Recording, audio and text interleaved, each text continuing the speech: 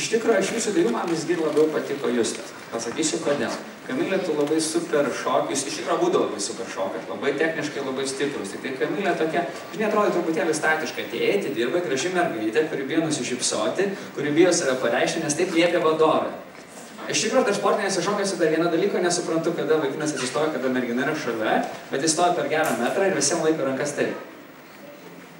Nu, aš nesuprantu, kodėl reikia tas rankas daryti. Iš sportinėse šokiuose šito niekada nesupratau, kai jau lab yra mergina šalia ir galima kabinti.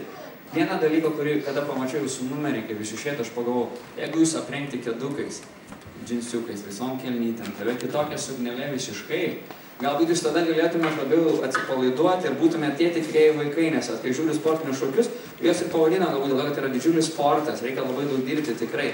Jūs pasiekiškai viską daro, tikrai labai labai gerai. Bet man norisi to jūsų gilumo, jūsų vaikų, jūsų pačių, kaip būtų įdomu pažiūrėti, jeigu duotum tą patį kūrinį, jeigu jūs patys pasidarytume šokį, aš manau, kad jis būtų žymiai gyvesnis. Bet talentą be abejonės jūs tokį išdirbtą, bet žiūrint jūsų metus, jūs tikrai turite didžiulį potencialą. Ir tai vėlgi palinkėjimas Kamilei. Jūs tas superinis bičas. Jau gerai atrodo. Jis nerealiai tau šypsos ir matosi, kaip jis šalia tavęs tas wow. Ir aš manau, kad tu lygiai taip pat turėtum jaustis, bet taip atrodo, kad tu tokia mergaitė, kad tu neduok Dieve, jūs tas prie manęs prisilies. Tai man linkiu, kad taip daugiau nebūtų, gerai? Šiaip esat labai puikiai. Viskas.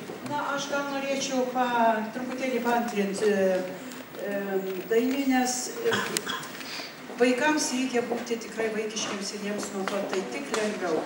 Jeigu jūs būtumėte apsirengę, taip, paprastai, kaip atėjot į mokyklą į tokį tūsą, į šokius, tai pamatytumėt, būtų visai kitaip, nes jūs šokat, imkime pašokime ne scenai, ne atlikim kažkam, tai o savo.